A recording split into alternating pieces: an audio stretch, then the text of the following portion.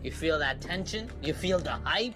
You feel the revenge? Do you feel Dota? This Chinese super major, the highlight was two superheroes going in battle. It was, and how it defines the Chinese super major.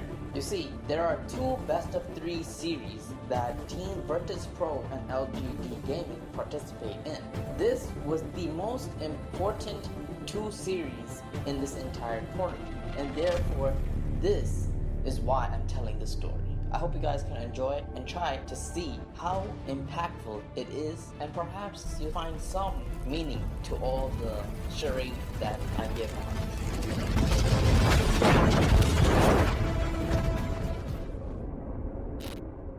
VIrtuS PrO being a little bit, I don't know if it's cockiness or experimental. In the beginning, we see the most cocky, selfish, and arrogant team, VIrtuS PrO, as they completely ignored LGD.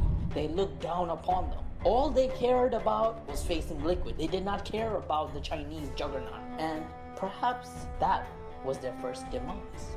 You see, VIrtuS PrO knowingly opted out from banning IO or Wisp.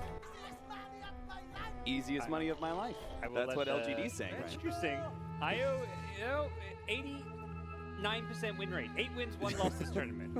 They're a cocky team, let's be real here. VP trying to beat the IO for a second time and once again coming up a bit short. What is there to say, guys? I mean, they gave up the IO twice. They tried. They let FY God pick IO. Due to this mistake, they would get whitewashed 2-0. Now, the first lesson we could see is that arrogance in life is very bad. This is a very big demise. This is a very big, bad trait of human being. Confidence is attached to reality. It backs up what it says. Arrogance is overinflated and is often proven to be false by reality. So lesson here, don't talk if you can't back it up. It's natural. We all have that sort of arrogance. It's like, let's say you're Steph Curry. You're so arrogant that you're up 3-1 against LeBron James, and you think you're gonna win. But no, 2 years ago, LeBron would make an epic comeback and destroy Golden State. Now this was due to the arrogance that Golden State Warriors showed. Likewise, VIrtuS PrO, or Batman, chose to be arrogant. They looked down upon FY and LGD. They said, yeah, you can have this broken hero. We don't care, we will still destroy you. But boy, were they in for a shock. The IO pick by FY was ridiculous. Game 1, he would have constant saves. Dark now, no one's going in. And they have Shakira nearby, but no one's the one that's in trouble now. He's the one that goes down. RoDjer was laid there with a hook shot, but okay, Blade Mail, you gotta be careful for Chowcopter against that, of course. You see Alme's life pool getting low. Shrine, who do they catch? That would be Death Prophet. He's already at half life by the BKB. RoDjer doing what he can, puts the cock trap off. Somnus just sitting on top of him, though. The Yule's just delaying the inevitable, it feels like. Ramsey's fine for now, but no, the Fire Remnant in gets the kill. Death Prophet staying dead. And Primal Roar from Pasha.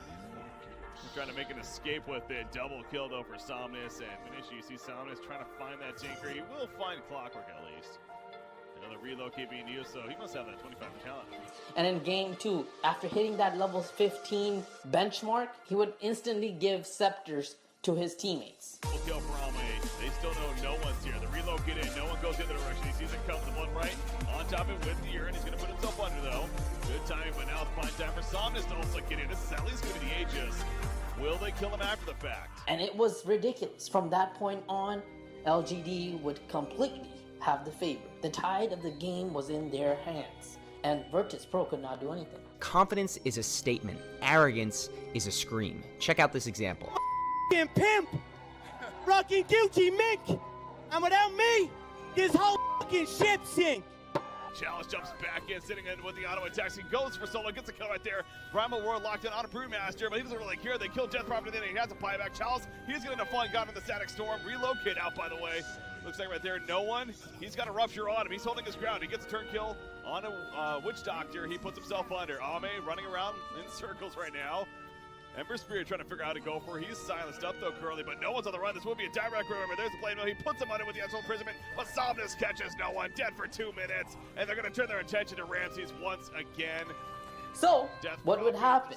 the Super Majors would continue. VirtuSPro would head down to the lower bracket and destroy everyone. Yeah, it was a given. VirtuSPro. LGD then face Liquid, they lose. Then LGD and VirtuSPro have their second best of 3 matchup. Yes, boys, Superman and Batman go for World War II. And in this game, in this series, it would be legendary. I'm going to give out a story of RoDjer portrayed directly from Game 2, but I'm going to simplify it real quick overall here. Game 1, it was both teams having the utmost respect for one another. This time, VirtuSPro would not do no more shenanigans. They would not let FY pick IO. They banned it. So this, the arrogant, the cocky, the strong mental fortitude of a team was coming. Game 1, LGD picked Somnus, Maybes, Shadowfiend, and they would destroy VirtuSPro. Resolving it difficult as well as a side. The BKB for Somnus, they can't stop the raid boss that is. He gets the kill on Terrorblade, and that's a dieback, of course. RoDjer, will finish the job. Another double kill for Somnus coming out. He's 13-1-4 right now. So, and they're going once again for the base. Of course, no more Aegis, but doesn't feel like it matters. So, minor victory there, but the GGs are called. And game 1, gotta say, dominated by LGD's. But game 2, everything would turn. LGD would try to put the acceleration too hard. They began to punch way too hard, dive tier 4s without taking any tier 3 tower. And then they would lose. They would fall to Batman's intelligence. Yes, VirtuSPro had a key to survival and retaliation. Yes, folks, Batman would pull out the kryptonite. His kryptonite is RoDjer.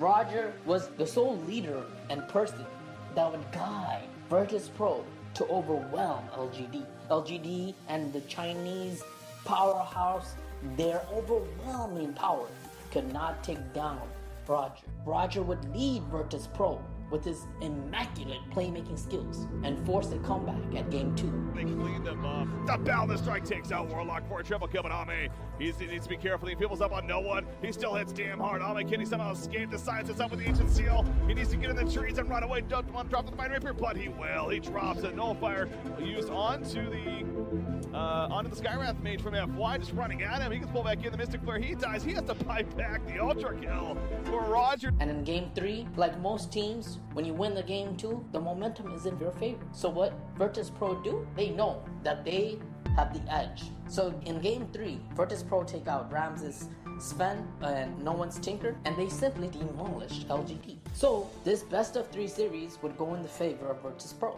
Despite being arrogant and cocky, VirtuSPro learned their lesson within the tournament. Unlike many other teams that try to learn their lesson afterwards, VirtuSPro realized, hey boys, we have to give respect to LGD and we have to play our top game. And they have to perform like the top team of the tournament, of the Dota world. So that's what they did. They buckled down, put their seatbelt on, and ran right through the Chinese juggernauts. 3, 2, 1. Go.